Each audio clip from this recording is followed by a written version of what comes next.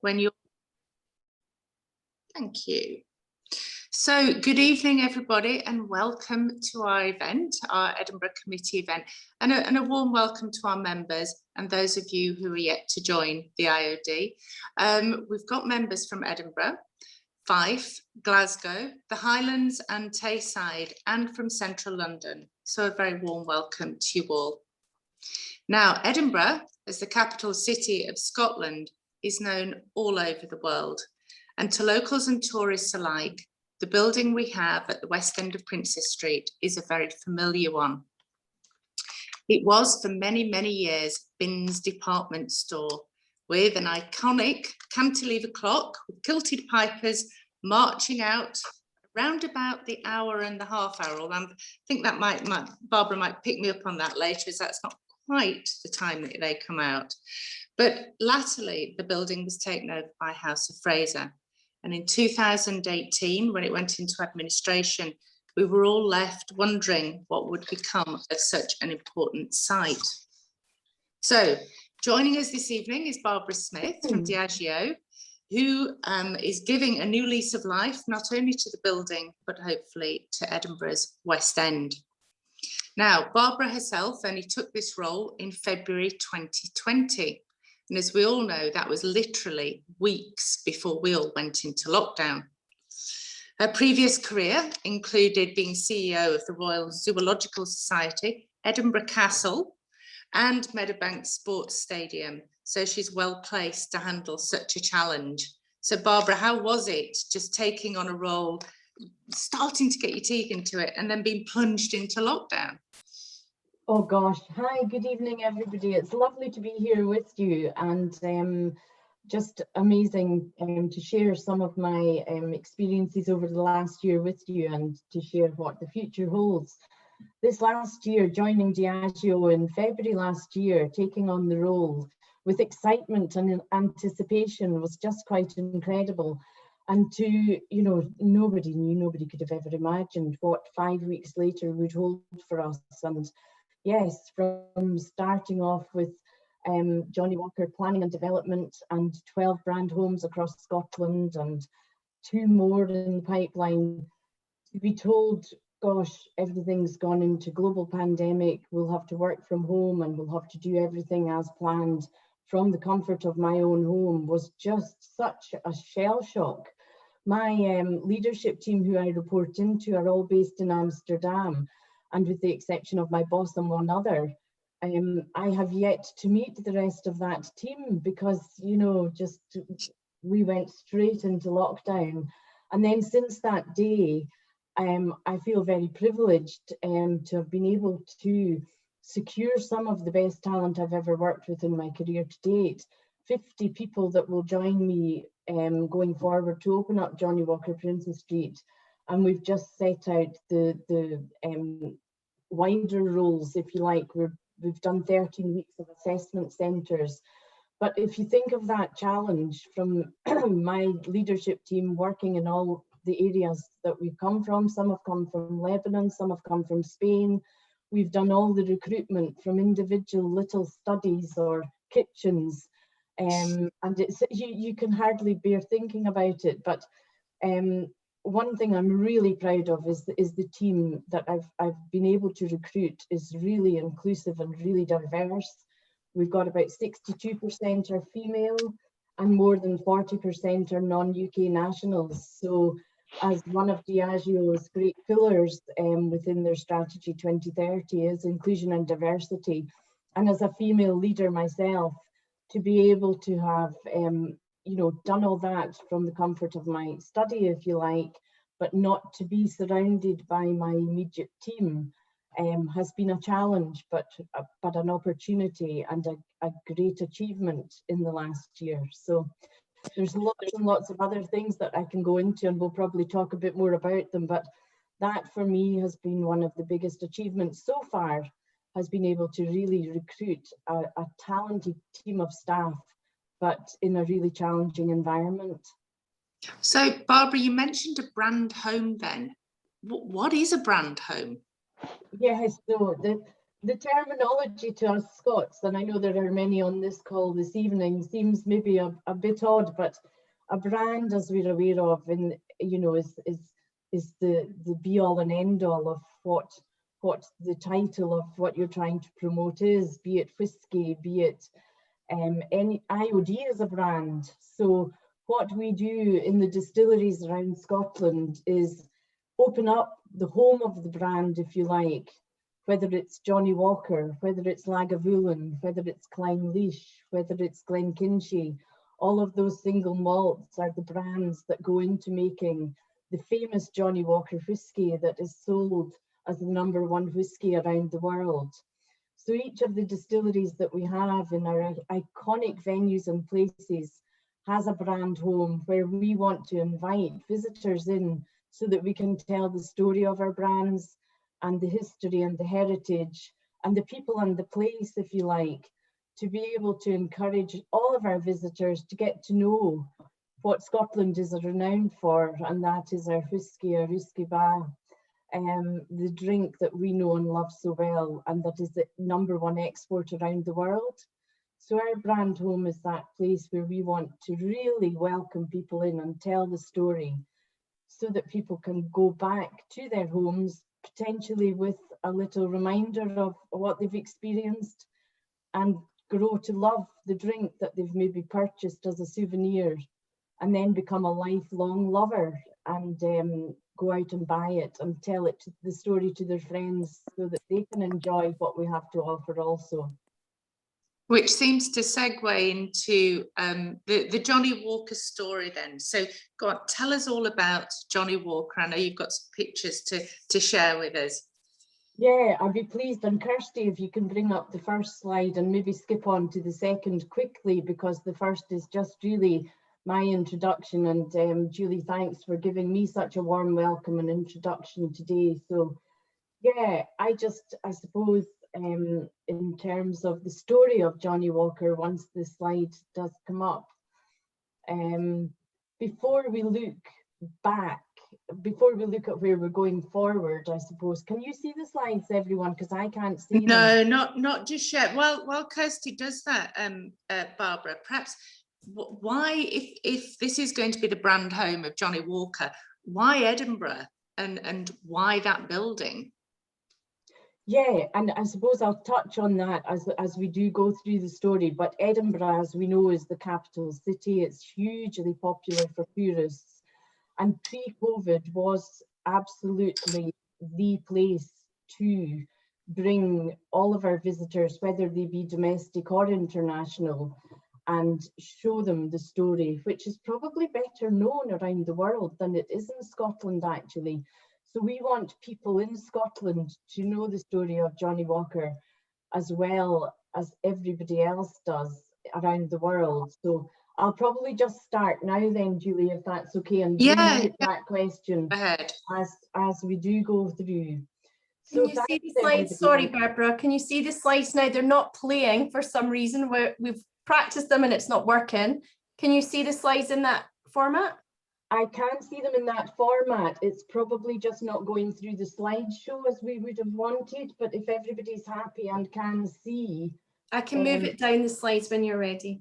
Okay, thank you so much.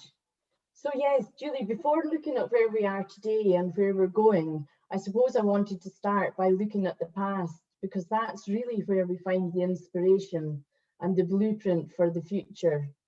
And reflecting on 2020, I know for everyone 2020 wasn't the year that we all had planned, but for us at Johnnie Walker in particularly, it was a disappointing year, as that was the year that was 200 years since John Walker opened his store.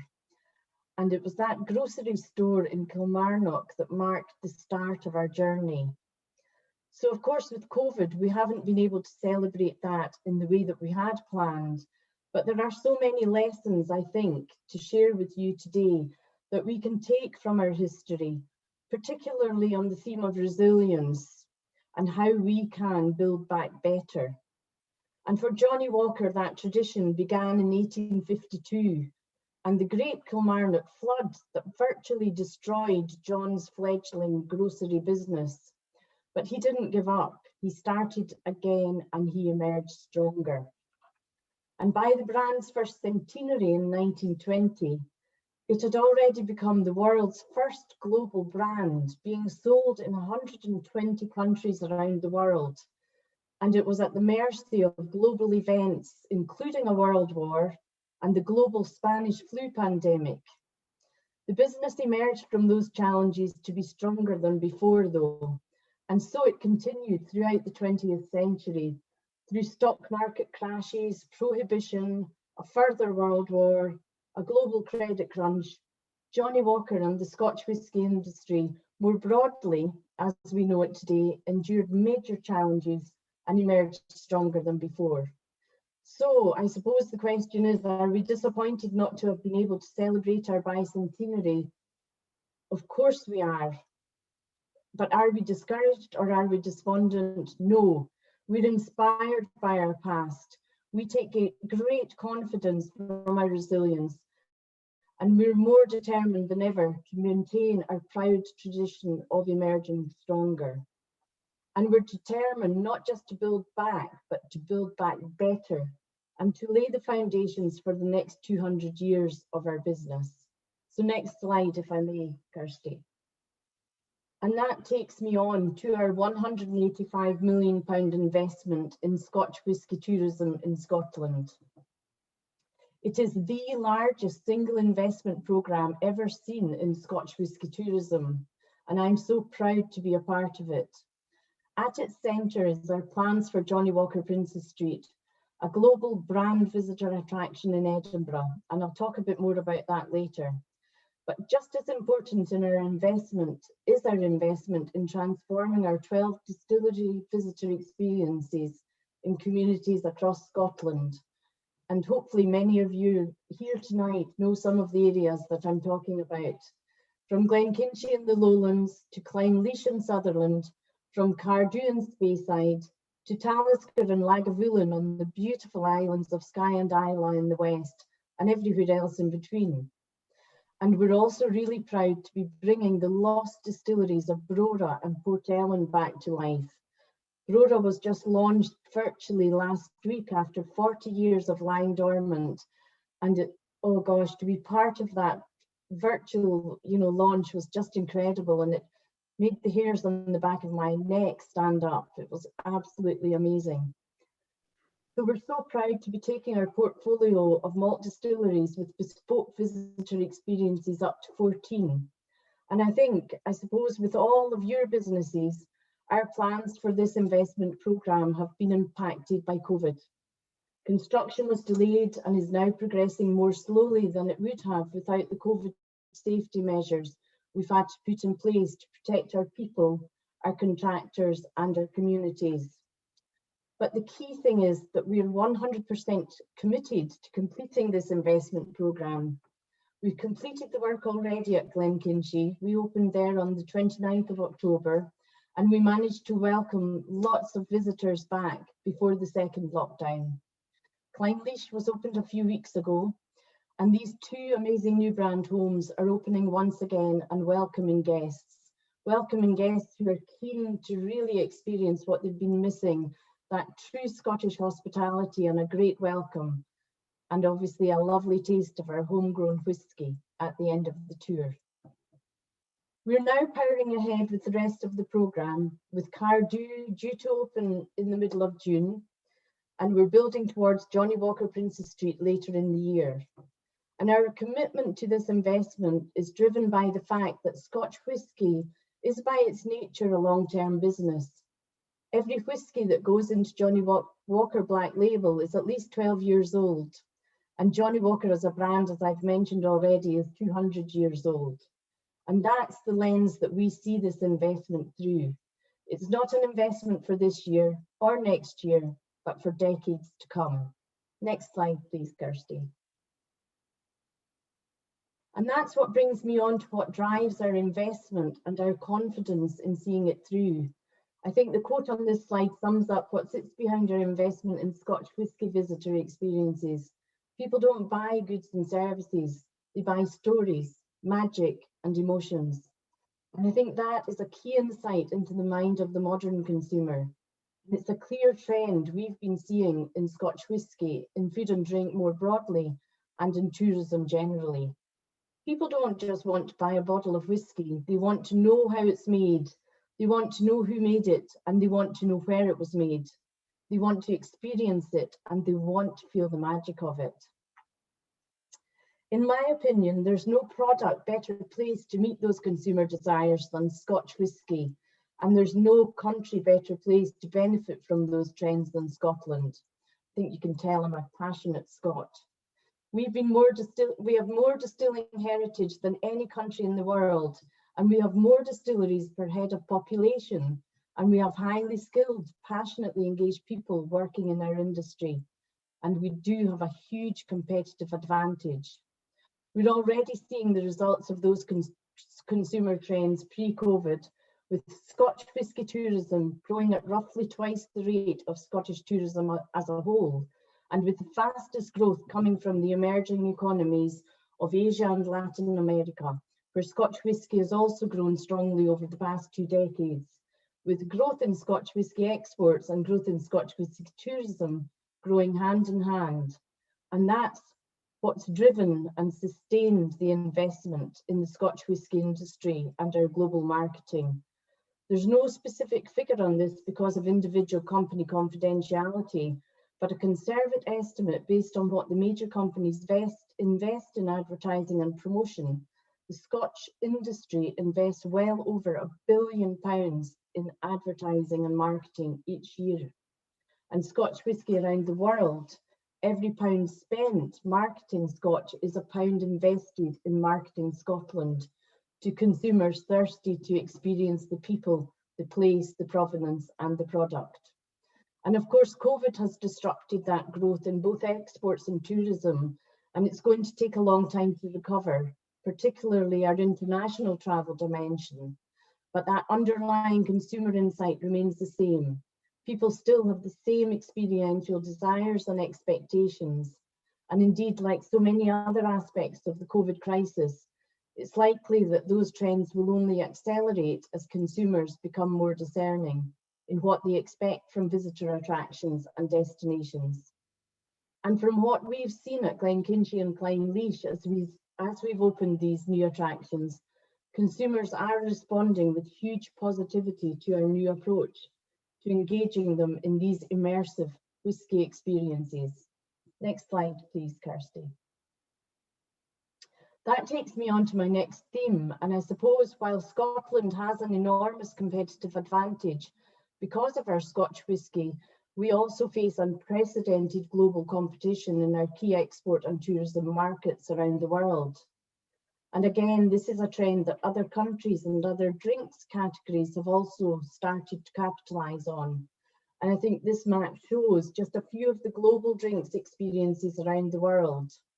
You only have to look across the Irish Sea at our most obvious competitor, and Dublin has already 2 global drinks brand attractions, Guinness Storehouse and the Jameson's Whisky Experience. And Irish whisky is challenging Scotch in export markets and is competing hard to convert those consumers into visitors. In world whisky, the same can be said for US whisky, Japanese whisky, and even Indian whisky. And it extends to our other categories like tequila, gin, rum, and beer. Coming out of COVID as our global competitors battle to recover the competition we face, it's only going to intensify. And that's why we believe the commitment to our investment and our ongoing investment in marketing Scotch whisky around the world is crucial to help Scotch and Scotland to compete and to win in the post-COVID world. To compete, we're going to have to adapt to the rapidly changing world that we face. So now as we emerge from COVID, we know international visitors won't return in any significant scale until next year. We'll focus our efforts on our local market, but we are working on innovative ways to launch our new visitor experiences to an international audience and to engage people virtually in the experience we offer. And we've learned so much during COVID about the works in engaging people virtually. And one of the results of COVID is consumers are more prepared and capable of interacting virtually than ever before. And that creates an opportunity for us where we can entice our global audiences and build their appetite to visit the future. Because we know that digital whisky experience and virtual whisky tastings will never really replace the real thing. Next slide, please. And that takes me on to my next theme for today, which is building back better. Because recovery from COVID isn't just about what we do, it's about how we do it. And we know that things can't be the same as they were before, and we believe we can make them better. We were already committed to our sustainability journey before COVID, but now we really are accelerating it. For Diageo as a whole, that means committing to a decade of action aligned to the UN Sustainable Development Goals that will drive our global sustainability journey, setting stretching targets for 2030. Not just environmental sustainability, but holistic sustainability across all the key aspects of our business, including inclusion and diversity, which I've already touched upon, and promoting responsible drinking. For environmental sustainability, we've set the target of being net zero carbon in our direct operations by 2030, and that includes our tourism operations. So we're on a really rapid journey to create a new sustainable model for tourism that includes innovating and accelerating new ways for our visitors to get to rural communities, which includes installing electrical vehicle chargers, investing hydrogen and biofuel transport opportunities also. 6 of our 12 distillery visitor experiences, in fact, it's 8 because we got 2 more this morning, now have green tourism accreditation, gold green tourism accreditation. We're working on achieving the same at our remaining 2, and of course at Johnnie Walker Princes Street. But our investment in this goes beyond what we do directly in our business. We're making major investments in the future of Scotland as a place. For example, by 2025, Johnnie Walker will plant 1 million trees in Scotland, native deciduous trees with a focus on biodiversity and all community access to create woodlands that wildlife and people can both enjoy. And equally important, we've set targets globally in our business to create inclusive and diverse workplaces that reflect in every way the communities of which we are a part. We're applying those principles to our recruitment of the 150 people at Johnnie Walker Princes Street, and we're also applying those principles in how we engage with the community. We want our visitor attractions to be inclusive and accessible to all, and that's why we're working with Ewan's Guide to ensure our new visitor experiences are disabled accessible. We also apply those principles in how we engage with the community, and we want our visitor attractions to be accessible to all. Really, really important. If you can move on to the next slide, please. This is the building that we all know and love, so I want to share a bit of the excitement that we feel as we look forward to Johnnie Walker Princes Street opening later this year, by giving you a little glimpse of what's to come. And the old Fraser's building, the old Bins building, whatever we remember it for, whether it's that retail department or whether it's meeting a loved one that maybe worked out or maybe didn't under the clock. This building is going to be transformed like you wouldn't believe. I think we all do recall that it was a little bit jaded and a little bit dated, but from basement to rooftop, the building is going to be transformed in 8 floors that will delight and inspire all our visitors, incorporating retail, the visitor experience itself, an event space, and the most amazing bars. And we've released a few taster design renders recently of what the spaces will look like. And the next few slides will take us through just some images of what you can imagine the future holds. Next slide, please. So this is our retail, bringing and transforming retail, offering limited edition bottlings, exclusive merchandise, and personal customization studio. Our new space goes beyond traditional retail by using virtual theatre and storytelling to take shoppers on that immersive journey into the world of Johnnie Walker and whisky. And I hope you can see it really is transformational from the old beauty floor that we maybe entered into in the past. Next slide, please. This is the label studio that will create a versatile event space with unparalleled views, which we'll come to later, of Edinburgh Castle. It will be a venue for a year-round calendar of inspiring events, from whisky conversations, theatrical acts, community events, cultural and music performances, and events to be renowned through the Edinburgh Festival offerings. It will also be available to book for private events, parties, weddings, and special occasions. And this area holds up to 200 guests for any event that you would wish to host in Johnnie Walker Princess Street. Next slide, please. This comes on to the Rooftop Bars, which I think before we began this evening, I had the pleasure of talking to Julie and a few of the committee. And I think this is the area that excites everybody. These bars, oh gosh, they're just like no others. The one you see here is the whisky bar, and this will have an exceptional range of whisky, including rare and one-off bottlings. If you go on to the next one, it's the 1820 cocktail bar. This is the Rooftop Bar, which will be world-class 1820, where guests can enjoy incredible drinks, small platters of Scottish cuisine, while taking in these sweeping views over Edinburgh skyline. And next slide shows the Rooftop Terrace, where guests will be able to step outside to take in really panoramic views. And I suppose as somebody who's managed Edinburgh Castle and seen the views from the castle day in, day out, these views are really incredible. They have the most amazing skyline. And when you're in Edinburgh Castle, of course, you look out onto the city, but from this rooftop bar, you look across to Edinburgh Castle in all its beauty. So these are just a few glimpses of what we've created, and we'll be releasing more images of the other areas as we build up towards opening. But I hope you'll all be able to come and see and experience for yourself the magic of Johnnie Walker Princess Street. And I hope to be able to welcome you and have a highball or a dram, whatever is your preference, in one of the bars when we meet next. Thanks very much. Barbara, those rooftop bars look amazing.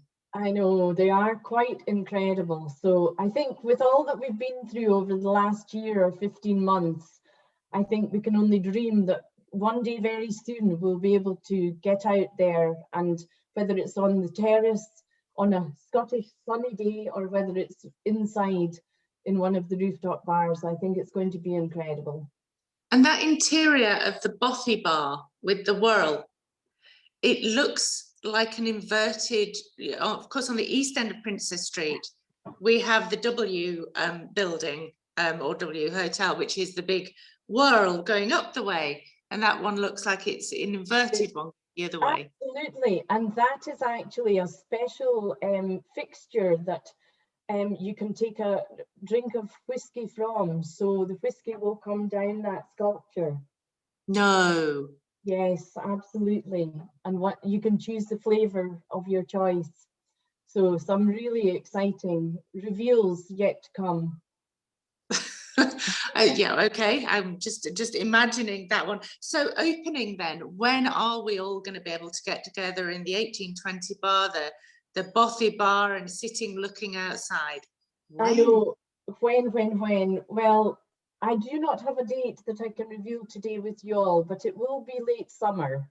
And British summertime does go on until the 22nd of September. So I've got a few days yet to go. So that's a really significant investment, and thank you. I had no idea that Johnnie Walker was a grocery store man, John Walker from Kilmarnock, and what a story of resilience to Absolutely. go that way. But yeah, a 14-year-old boy actually whose father died, and they had to sell the farm, and he spent the money, you know, on the grocery store. The family bought the grocery store and went out of that tragedy on to become the #1 selling whisky. Amazing, amazing form of resilience. Yeah, it is completely, and what a growth to come out of that. So that amount of investment, but obviously you've been looking to do that somewhere in Scotland. It could have been Glasgow, could have been Edinburgh. Why Edinburgh? Why that building? Yeah, I mean, Edinburgh for us is the tourism centre of Scotland, and you know, it is the gateway to Scotland. So we wanted it to be as accessible as possible, and I've mentioned that in my presentation. So Edinburgh is the gateway. We wanted everybody to come in to experience Johnnie Walker, but then to be able to pulse people out to our distilleries around Scotland, the Four Corners and beyond. And we are very hopeful that we will be the resurgence of tourism post-COVID. You know, with this investment, it gives a real opportunity for us to be part of that resurgence of Scottish tourism. And basically, Edinburgh does that. We hope that not only will people then be pulsed out to our distilleries, but it will benefit other businesses around the country. And I suppose when you ask that building, my goodness, what other building could it have been?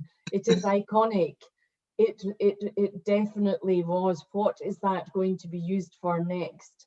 And actually, when I heard about the development and when I heard about the building that had been chosen, that was one of the inspirations for me applying for the role. You know, not just Johnnie Walker and the massive £185 investment, but when I realised it was going to be that building, I knew that just had greatness behind it. And you know, I've associated myself, if you like, with iconic buildings in the past, whether it be Meadowbank Stadium, which sadly is no longer, although there is a replacement being built, or Edinburgh Castle, and indeed Edinburgh Zoo.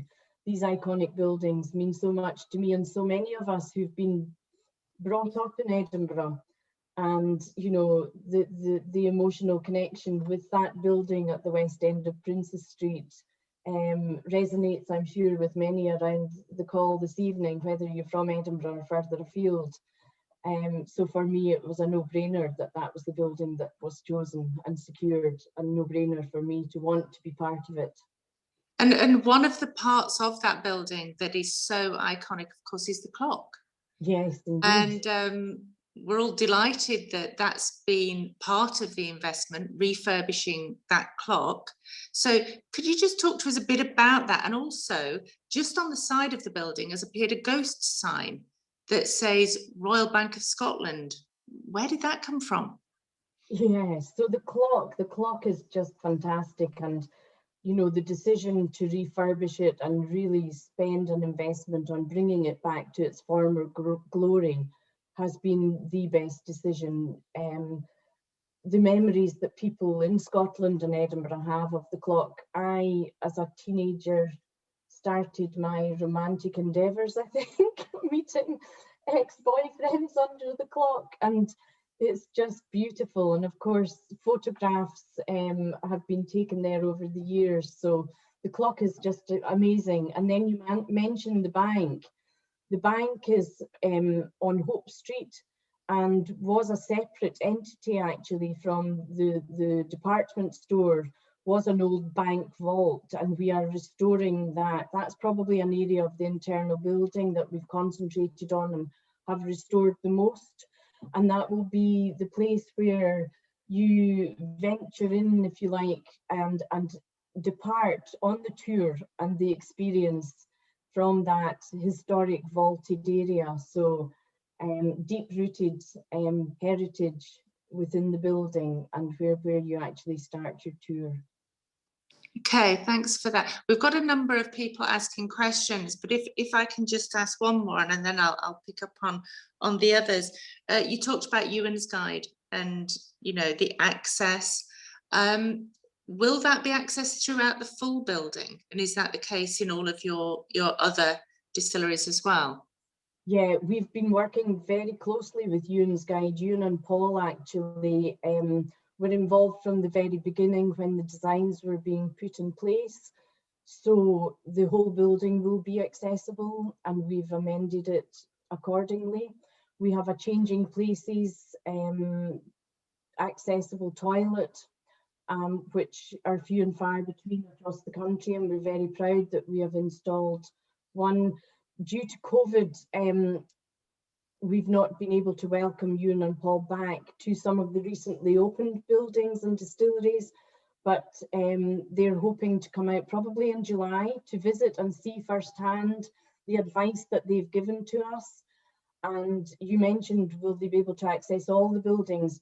What we've worked on with Ewan and Paul is to make sure that in some of the areas where we've not been able to create complete accessibility, because if you can imagine, some of our distilleries are hundreds of years old, but the advice that they've been given is that we take our visitors who have access issues on as much of the tour as possible, and we make it as accessible as possible. So there may be some places where we can't direct through the exact same route of the building, but we have made amendments that will allow the experience to be realised, maybe in a slightly different way, but we will get our visitors as close as possible to the real experience. So where possible, we've made it fully accessible, and where we've not been able to make amendments, we have made modifications that will give us an up close and personal experience that is as near to as possible. And I can't wait to show Ewan and Paul what we've been able to achieve, because I'm sure they're going to be delighted. That's great. Thanks very much, Barbara. So one of the questions that's come through is, you've talked all about the different whiskies, and you had 12 and yes, you've now got 14. Yes, that's right. Yep. One of which is Brora. So one of the questions is, do you have to wait 10 years before you can drink the whiskey from Brora? You will have to, for the new, there are still Brora whiskies available at the moment, very exclusive range. On the virtual opening, the first cask was filled, so that will mature to the level and age that we decide that will need to be matured to. And yeah, you won't be able to drink that until it's ready. Okay. So I think the thing that I would say there is, all good things are worth waiting for. So yes. So I mean, whiskey is often thought of as not a particular drink for young people, or not a particular drink, you know, for women so much as men. So a couple of questions wrapped up together. Do you think this, you know, visitor attraction will attract new drinkers? And alongside that, what about all the growth in all the gin distilleries? I mean, I think we have over 100 in Scotland. How's that going to be kind of impacting? So a couple of questions there. Yeah, I mean, that's the first question is really important, and that's what we're trying to do at Johnnie Walker Princes Street and our other distilleries, brand homes. We are trying to bust the myths that, you know, you have to be a certain age and a certain sex, if you like, and sit with your slippers on next to the fire to be able to enjoy a whiskey. And, you know, we want to make it an accessible drink for everyone. And that's what Johnnie Walker does. It takes you on a journey where it does a questionnaire actually before you arrive, and gets into the DNA of your preferred flavours. And then it will make a drink specially for you that is linked to your special tastes. So whether you love whiskey, whether you've never tasted whiskey before, or you think you don't like it, we believe that there is a whiskey flavour for everyone, and that Johnnie Walker will be able to assess your taste buds and give you a drink that you'll be able to enjoy and go on to relish, if you like. So whether it's in a dram or whether it's in a highball, we believe and we do think that our visitors are going to be able to enjoy the whiskey of their choice once they've been through the experience. And I suppose the accessibility on that is that whether you're teetotal, whether you like whiskey or don't like whiskey, we want to make sure that the experience is absolutely brilliant for everybody. whether you may be pregnant or you can't drink at that moment, or you just don't like alcohol, our mocktails will be as tasty and flavoursome as our real cocktails. So yes, all ages, all accessible to all. So I suppose that's one of the things that I think is going to be really important, is to bust the myth that whisky is potentially what has been maybe an old-fashioned outlook, if you like, whereas it's not. It's a very modern drink and can be drank all occasions at all different times, whether it's an aperitif, a digestif, or, you know, a picnic drink. And then on to the gin distilleries. Yes, I mean, gin is booming and great, because I like gin also, in moderation, of course. And I think, you know, new drinks, modern drinks, as well as competition, is healthy for everybody. So I think if we can have everybody experiencing what is positive in our communities and positive for the economy, is a great thing. And what's your whisky then, Barbara? Gosh, I love a Kalila. So my favourite, and that's maybe quite unusual for a woman, because it probably is one of the smokier and intense whiskies. But my heritage is from the north of Scotland via my father, and my grandfather was from the coast of Donegal, a little island called Arranmore. And when I drink a Kalila, it takes me back to being bathed in that tin bath in front of the peat fire on Arranmore. So it's quite, you know, as a tiny child. So that's the connotation I have. It's very odd, isn't it? But it is. And when I drink that, you said everybody has a whiskey, and I was delighted to hear that you're going to have an alcohol-free range as well, which I think is super important today. So everybody has a whiskey, and we've got one person who says they love the Cardew, the Talisker, the Lochnagar, and the Glenkinchie. Now my pronunciation not so much as good as yours, but not so keen on the Johnnie Walker. Is that just that's part of what you'll be doing in there, actually saying that one's not for you really, but these ones are? Yeah, of course. And you know, it might be that you might not like a Johnnie Walker, but if you mix it with the right drink and have it as a cocktail, then the flavors might come out, because actually Johnnie Walker's made up of Glenkinchie, Clynelish, Cardew and Kalila. So if you like one of them or two or three of them, there should be no reason why you like them mixed together. And I suppose it's just maybe getting back to that kind of, well, it's sacrilege to put malts together. So they can be tasted in very different ways, and I suppose it's how you mix them. And yeah, that's what Johnnie Walker is going to do. It's going to give you the ability to taste different things and try and experiment with different things. And I think you could go through the experience.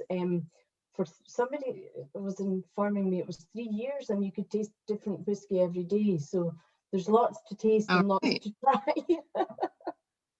and somebody say, so we've got a tour in the building. We've got obviously the lovely bars. We've got and we'll come back to who's going to be helping with the food and everything.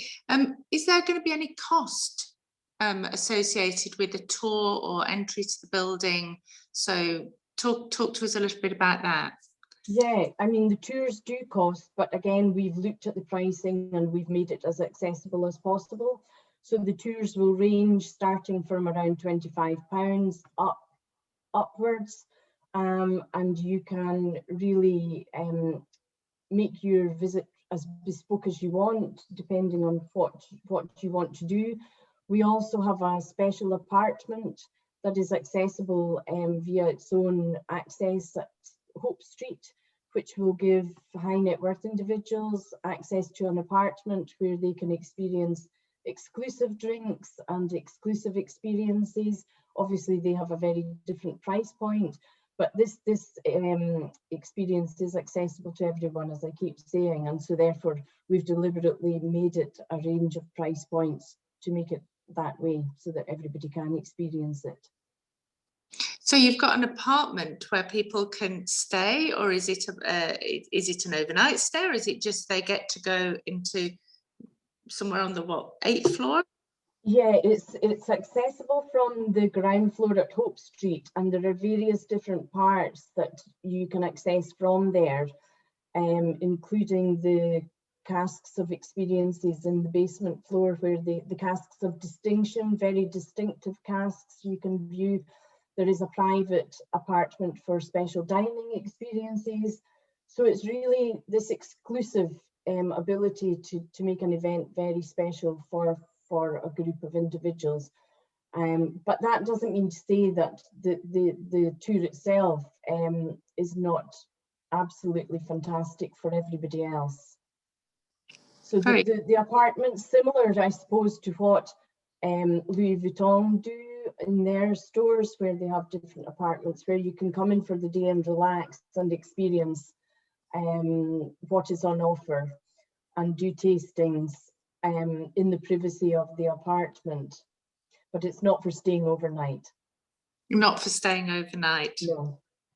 Well, I've hogged and asked you lots of questions, Barbara, so I'm going to open it up if we can. Has anybody got a question that they would like to ask that I haven't managed to cover off already? Emma,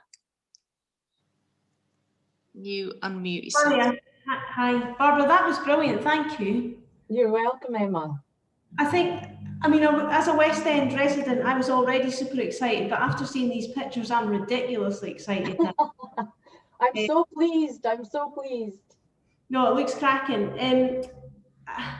I don't know if you're able to answer this, but clearly it's a massive investment in the West End. Sorry, there's like joyriders outside on George Street. It's a massive investment in the West End, where a lot of money is getting ploughed at the East End. How quickly, in your experience in other roles that you've done, will that impact on the immediate area? So like obviously Shamwick Place could be better, Queensferry Street could be better, Prince Street is obviously, you know, questionably going downhill. How quickly do you think your amazing site will impact the neighbouring areas? Yeah, I mean, we're coming out of COVID, and obviously everybody wants to see an instant impact. I think what we are doing with the investment we're making, it's a long-term investment. We want it to be sustainable, and we want to grow things in the longer term. I think what you can see though is that the East End development at the St James Quarter has now been added to with our West End development. The middle of Princes Street has been taken over and is being invested in the Jenner's outlet. So all of a sudden, that does make quite a transformation when you've got East, West and Central. And it is things like this that really do start the momentum, and they really do make the impotence, you know, for different growth and better growth around. So it is my hope that will quickly follow suit in the neighbouring area. But this investment is for the long term, and you know, if it's continued slow growth or if it's some immediate growth, you know, we will take all of it. But I do believe that this will have an impact, short, medium and long term. Thanks, Barbara. Douglas, did you want to come in? Yes, thank you very much, Julie. First of all, I'll say what a fantastic project this is, I have to say. I mean, as a long-time Edinburgh resident too, I know all that lies behind it. And yeah, I've actually spent my life selling the best of Scotland, at least I hope I have, all around the world. And the best, both in terms of image of Scotland and products and so on. And I wondered, in your plans for the visitor numbers coming in, what you really expect to get in terms of percentage of people coming from overseas countries to visit it? Yeah, very good question. And thank you, Douglas. And I've benefited from your beautiful tartan, the panda tartan for Edinburgh Zoo. Well, it was, if you like. It's much loved. But yeah, coming out of COVID, obviously, we know that immediately we will be looking at the domestic market for our visitors, but Johnnie Walker will attract international visitors. And I think one of the things that we're looking to do is do this on a long-term sustained effort, so attract more visitors back.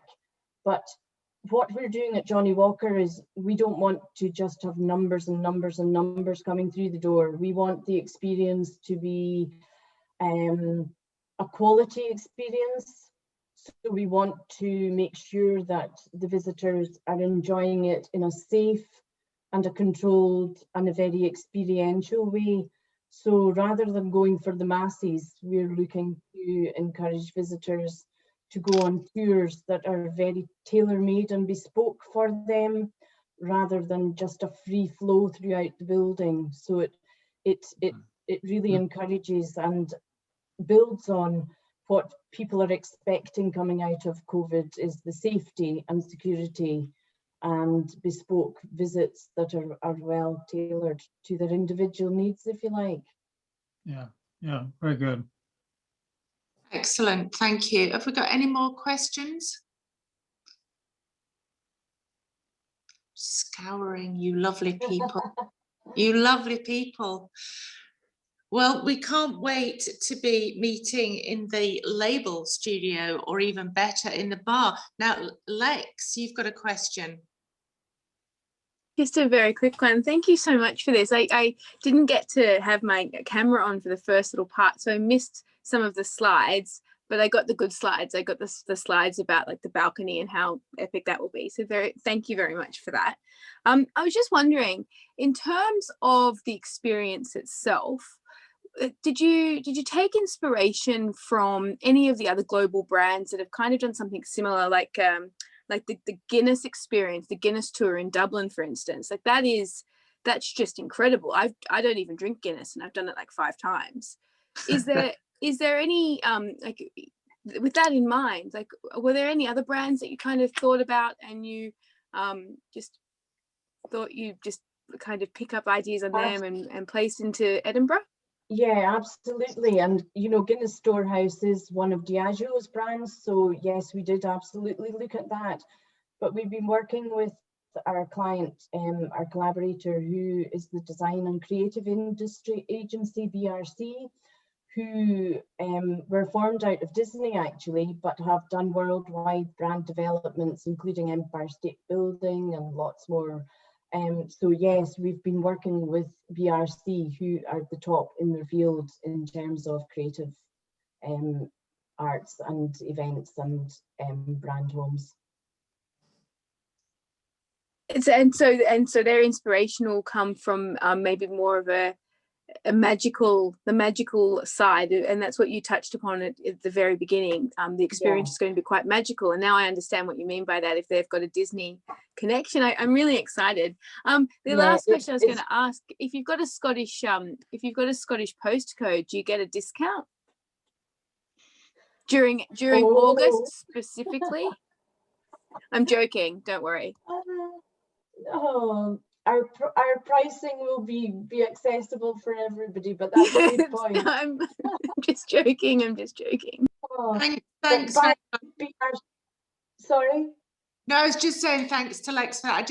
I know we're coming towards the end here, Barbara, but Tom, you've got a question you wanted to ask. Thanks, Joy. Barbara, your presentation is wonderful. And what a global asset you're bringing, not just to Edinburgh, but to Scotland. So take my help, and I cannot wait to experience it. It's like everybody being the call. You know, when we think of the developments around St Andrews Square, the high-end developments are there now. St James's, now the East End, and hopefully it's really building into that high-end market as well. But thinking broader in Edinburgh as a city, and the whole principle of brand home, Edinburgh being your home. What about CSR? What about social responsibility to go alongside this? What can you offer us? Yeah, well, I think throughout the presentation I touched on the CSR through our sustainability desire, and our 2030 strategy and the planting of trees, our inclusion and diversity, and also our safe drinking is another pillar, so that although we are a drinks company, it's making sure that we promote safe drinking and moderation. And one of the areas that I didn't touch on within the building that I'm very proud of and can't wait to engage with is our Learning for Life studio, which we partner up with Ayrshire College, and that's a nod to Johnnie Walker's heritage in Kilmarnock, where we have a Learning for Life studio that basically takes on individuals who've maybe not had the opportunity to gain employment, but give them the skills and training through our Learning for Life studio, learning how to make cocktails, how to be trained up to be able to work in hospitality and tourism, so that they have more of an advantage, if you like, when they have experienced that and do gain employment in the future. So CSR is really strong for me, and it is strong for Diageo. And one of the things I'm looking at is also looking at what charities we engage with within our local community. And one of the brilliant things, just to, maybe to finish on, one of them, I talked about the talent that we've been able to recruit. And one of the members of staff that I've recruited into the tourism experience operation came from a gin background, actually. And she's moving to the city, as many people are for this, in COVID times, into a room on their own, having met nobody, having never been to Edinburgh, never visited Scotland, some from Lebanon, some from Spain. This individual was from London, but she said to me, Barbara, you know, I've always volunteered, and I think using that as a way to get into meeting other people in the city too. What charities can I engage with to be part of the community that I've moved to? So, you know, we really want to use our great team and great assets to be part of something within our local communities, so that, you know, we're not just a big player on a corner of a big street in a big city. We want to be part of our local community, because that's very important to me, and it's very important to the team. Great, thank you, Barbara. And it is an opportune time as we come to the end of the hour to say thank you so much, Barbara. It's been a pleasure. It's been great to see all your faces tonight. And yeah, really good. We are all ridiculously excited and can't wait for late summer to actually come and see everything that you've described in real life. COVID allowing, etc. But also learning about the history, learning about the journey there has been absolutely fantastic, and we thank you enormously. And I would also just like to say thank you to my committee and to Emma in particular for making the introduction and to making this happen. So thank you. I hope all of you found it as interesting as I did, and we'll see you next time. Thank you. Oh, thank you, Julie. My pleasure. And I hope it's whet the appetite for a visit, and I look forward to welcoming you. Definitely. Bye. Thanks.